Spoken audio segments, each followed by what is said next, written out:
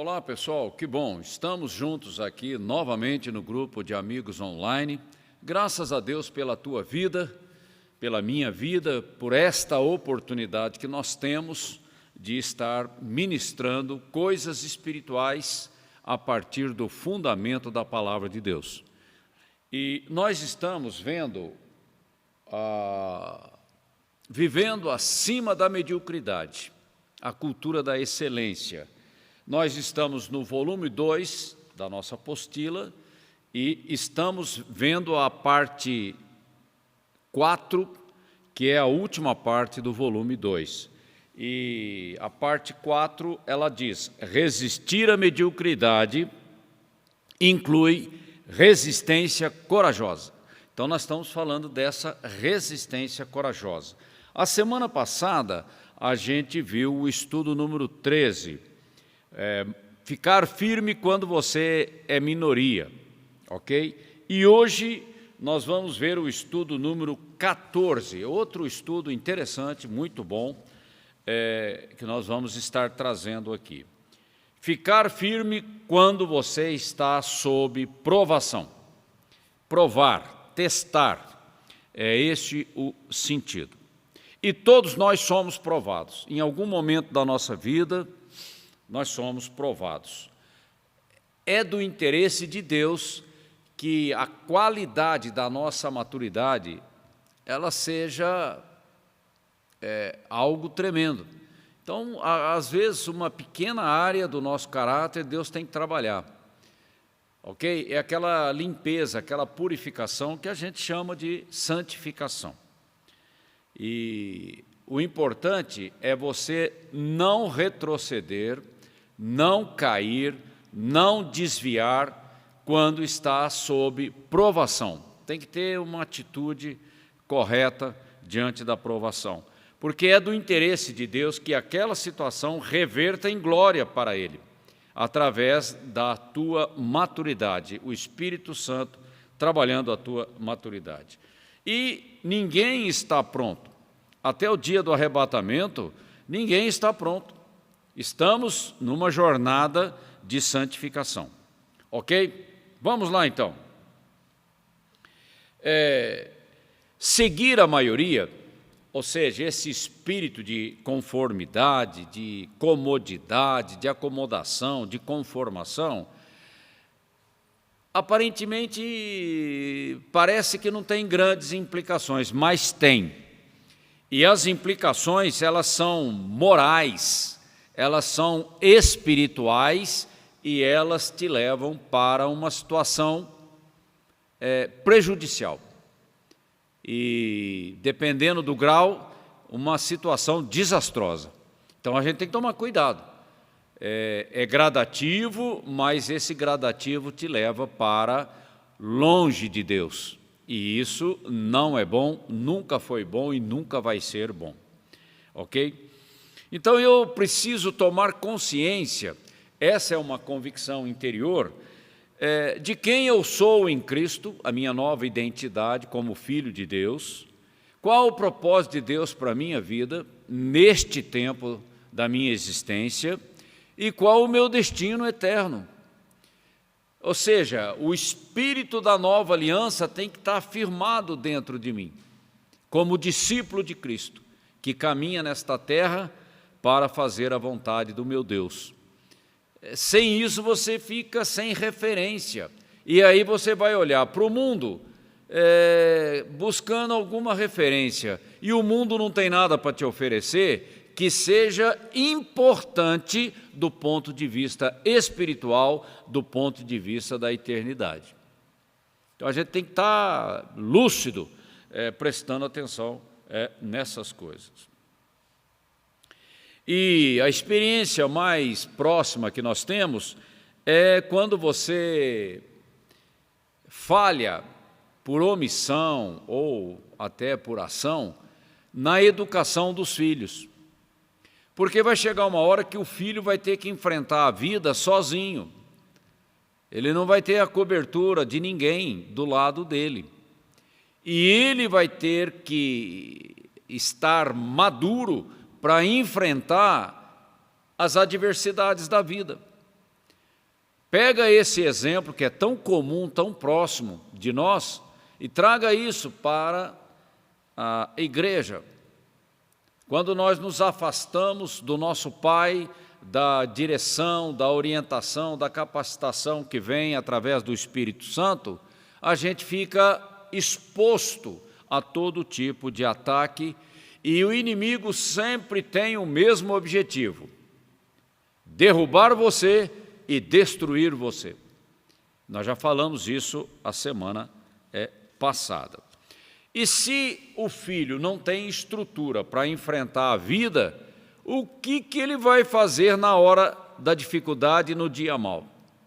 Aí você tem um grande risco de um desastre, um prejuízo enorme, que depois vai ter as suas consequências, ok? Porque quando o pai está por perto, ainda existe uma cobertura, uma certa proteção, mas na ausência do pai, da mãe, ou de alguma pessoa que tenha influência, que tenha liderança, ele se vê sozinho, pressionado pelas pessoas que estão à sua volta, e que essa maioria que está à sua volta está embutida no espírito do mundo, e de lá não vem nada que presta. Essa que é a verdade, do ponto de vista moral, espiritual, do ponto de vista da formação de caráter. Então eu não posso me iludir quanto a essas coisas. E também não adianta blindar o filho para que ele não tenha contato com a realidade exterior. Isso não funciona, porque nós colocamos filhos no mundo para eles seguirem os seus caminhos. Não tem como eu ficar protegendo, blindando meu filho a vida inteira, porque uma geração substitui a outra geração. Então eu tenho que me preocupar com a formação do caráter dos meus filhos, para que eles sejam maduros, responsáveis, sérios, vigilantes para enfrentar os desafios da vida. Esconder o seu filho não vai resolver o problema, porque não dá para esconder a vida inteira.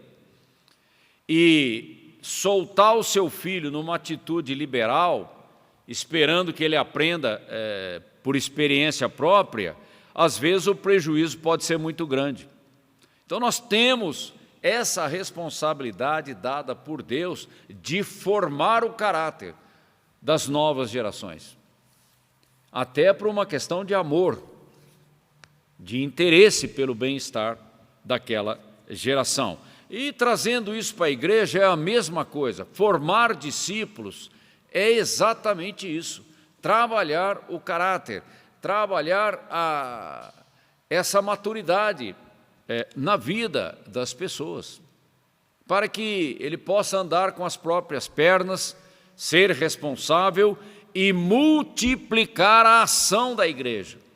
Porque se você fica sempre na dependência de alguém, você está andando com muleta, você está pegando carona, mas a grande comissão, ela traz embutida nela a responsabilização de cada discípulo, nesse trabalho de multiplicação, de expansão do reino de Deus, nesse tempo da nossa vida.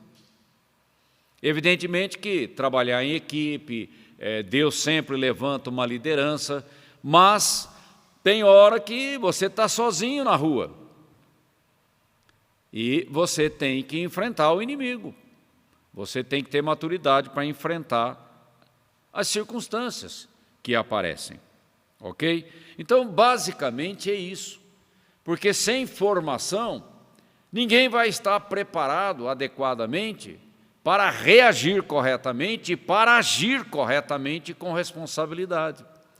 E aí vem o desastre, aí vem o prejuízo, aí vem a frustração e tudo mais, tá bom?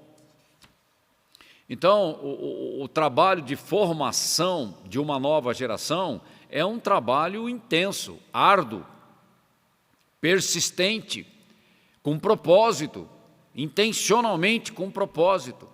Não pode ser apenas ativismo para ocupar o tempo, para distrair, para não ficar olhando para o que o mundo oferece. Não, ele está no mundo, mas ele não pode ser dominado pelo espírito do mundo. Esse é o verdadeiro trabalho que nós temos que desenvolver na igreja ao fazer discípulos, tá bom? E quando a gente olha para a história de Israel, e eu já comentei isso a semana passada, o que aconteceu? A primeira geração pereceu no deserto. A segunda geração entrou na terra prometida e os cananeus estavam lá. E olha, aquelas nações cananeias pensam numa coisa que não presta, exatamente, são eles. E a Bíblia diz que eles permaneceram lá de propósito, com uma intenção: provar a fé daqueles que estavam entrando, porque Deus prova a nossa fé o tempo todo. E eles ficaram lá com esse objetivo. Então aquela segunda geração entra, Moisés já tinha ficado, Josué já não estava mais, aquela liderança poderosa que teve uma experiência tremenda, real com o Senhor, já não estava mais ali. Aí você já vê uma queda no ímpeto, naquele espírito aguerrido, porque Deus tinha dado uma ordem, era para destruir aquelas nações. Aí eles começam, mas não muito intenso. E aí vai deixando pessoas no vale. Não, deixa lá, é uma pequena quantidade, eles não vão nos importunar. E foram cuidar da vida. Só que um pouco de fermento leveda toda a massa. Uma maçã podre no cesto acaba apodrecendo o restante. Essa é a questão espiritual que está envolvida, porque Satanás não perde tempo. E aí você vai deixando aquele grupo pequeno ali no vale, aí você vai se aproximando, aí você vai estabelecendo relações, aí você começa a usar aquela mão de obra de forma oportunista, mas só que eles vão entrando na tua vida e na tua cultura, na vida da tua família, na vida dos teus filhos, e essa cultura vai trazendo o fermento do pecado, da maldição, da desgraça. E você nem presta atenção, quando vê está tudo contaminado. Basicamente é isso. A falta de cuidado, a falta de uma liderança posicionada, né? A falta de um interesse pela palavra de Deus, uma geração que já não teve grandes experiências com Deus e foi tocando na base da inércia. Eu sou filho da bênção, Deus abençoou os patriarcas, então nós estamos debaixo da bênção. Sou filho de Abraão. Aí você começa a se acomodar numa realidade que é do passado. Só que Deus, Ele não trabalha só com o passado, Ele quer trabalhar com o presente na tua vida. Ou seja, uma experiência pessoal, experimental, sua com Deus. Porque os pais, os avós, eles vão passando. Aquela velha tradição dos patriarcas vai ficando distante no tempo. Mas e eu? E a minha fé? Como é que fica?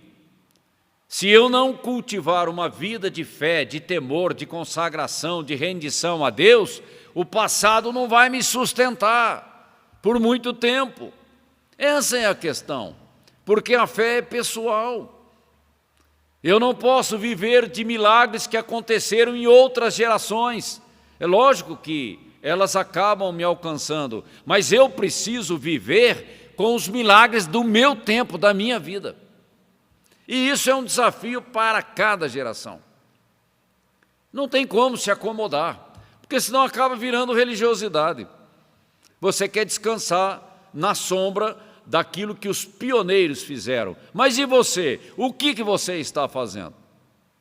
E o diabo, ele sabe como é que isso funciona e ele trabalha muito bem essa questão. Ok? Então, cuidado com relacionamentos. Relacionamento tem que ter objetivo, tem que ter prioridade, tem que ter propósito. As más companhias corrompem quando você não tem um contrapeso de uma vida de intimidade com Deus. E o mal prevalece. O mal prevalece. Nós estamos no mundo, o sistema do mundo jaz no maligno. Não tem como mudar isso. Esse é o desafio que a igreja tem, cada discípulo tem. Ok? Então, eu tenho que desenvolver uma vida com Deus. A minha fé tem que crescer através de experiências com Deus, para que uma firmeza, uma estrutura interna bem resolvida seja desenvolvida, né? Essa estrutura seja desenvolvida na minha vida. Então, veja bem os perigos que acontecem. Quando você está sozinho, sem uma liderança forte a te conduzir. Olha o perigo. E tem gente que não sabe nem escolher a igreja local aonde ele vai estar. Não tem discernimento. Aí já pega uma liderança que não é muito firme e fica debaixo daquela influência. A responsabilidade de escolher uma liderança forte é da ovelha. É da ovelha. A gente tem que ter consciência disso, de levar as coisas de Deus a sério e de não ficar brincando. Ok? Então, esse é o primeiro ponto. Tá? O segundo ponto é a falta de experiência com Deus. Eu não posso viver da experiência de terceiros, daquilo que aconteceu em outras gerações. É lógico, a Bíblia registra isso para edificar a nossa fé. Mas não pode ficar só no nível intelectual de informações. Eu preciso ter experiências pessoais com Deus. Eu. Porque a minha fé tem que estar enraizada nessas experiências com Deus. Experiências que vêm através do conhecimento que você toma da revelação da palavra de Deus, quando você toma posse das promessas. E isso vai solidificando a tua fé, vai construindo um cristianismo forte, sólido no teu coração. Então eu não posso ficar andando de carona. Carona não funciona. Não posso ficar dependendo de favor a vida inteira. Tem hora que eu vou ter que andar com as minhas próprias pernas, ok? E isso acontece na terceira, quarta geração, é impressionante. A primeira faz alguma coisa, a segunda fica mais ou menos, a terceira piora, na quarta então perde o rumo. Por quê? Por falta de cultivar uma vida com Deus. Vai se perdendo ao longo do tempo, as coisas vão ficando distantes e o mundo vai entrando, porque nós estamos no mundo. E nós temos que fazer diferença. E para fazer a diferença no mundo, eu preciso dessa resistência corajosa. Esse é o jogo que nós estamos vivendo. É uma guerra espiritual. E é muito fácil esfriar na fé, ficar frio espiritualmente e começar a racionalizar. Esse é outro perigo. Quando você começa a racionalizar, você está procurando desculpa, justificativa, e você começa a entrar num processo de auto-engano. E aí, isso vai produzir cauterização. Aí vai ficar aquela coisa da falta de sensibilidade para ouvir a voz de Deus. E você vai se perdendo, vai se distanciando. Isso é um perigo. Então eu tenho que ser muito criterioso para escolher o lugar onde eu vou estar, para escolher os relacionamentos que são prioritários na minha vida, mas o principal relacionamento na minha vida é o meu relacionamento com Deus e com a sua palavra. Depois vem os demais. Mas nós temos que ser extremamente cuidadosos e prudentes nessa questão. E a frieza vai perdendo uma coisa muito importante. Você, ao longo do tempo, você vai se afastando de Deus, vai se esfriando e você começa a não dar valor à palavra de Deus. Isso é um perigo. A palavra de Deus tem que ser prioridade na nossa vida. Ela não pode ser a segunda, terceira, quarta opção. Ela é sempre a primeira. E ela sempre me confronta. E ela é uma palavra viva, porque ela é energizada, vivificada pelo Espírito Santo. E quanto mais longe de Deus, maior o grau de rebeldia, aí que você não quer ouvir a voz de Deus. E aí o desastre é certo, porque Deus julga o pecado. Ele tem que trabalhar essa questão, até por uma questão de misericórdia, para ver se o arrependimento chega no teu coração. Ok? Agora, o que nós vamos fazer com os nossos discípulos? Nós temos que trabalhar intensamente todas as questões da nossa vida. É geopolítica, é Bíblia, é fé, é graça, é mandamentos, é tudo. O casamento, criação de filhos, convivência na família, princípio de autoridade. Formação envolve vários aspectos da nossa vida secular e da nossa vida espiritual. No sentido de que o discípulo seja responsável onde quer que ele esteja. Ninguém precisa ficar vigiando, ninguém precisa ficar sondando. Ele é responsável diante de Deus.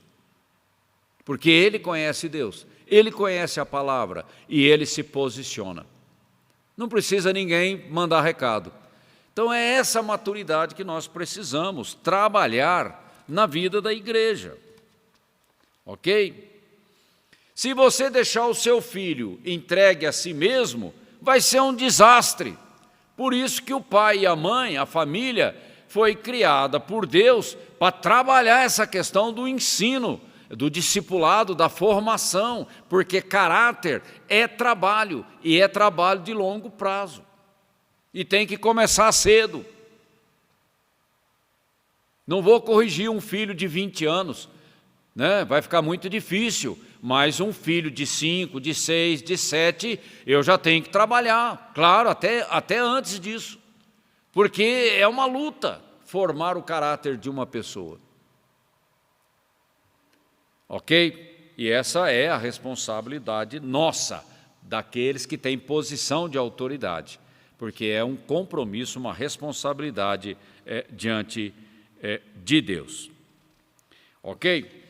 Então, a gente tem que trabalhar muito bem essa questão do posicionamento, para a gente não se perder em função das pressões que acontecem. Porque lá fora você encontra tudo que não presta. E como que você vai reagir? Você tem que reagir com um posicionamento em Deus, e não se deixar levar pela influência da maioria, porque aí vira manada. Então, eu não posso ser ingênuo, passivo, inocente, com relação a essas coisas da vida. Ok?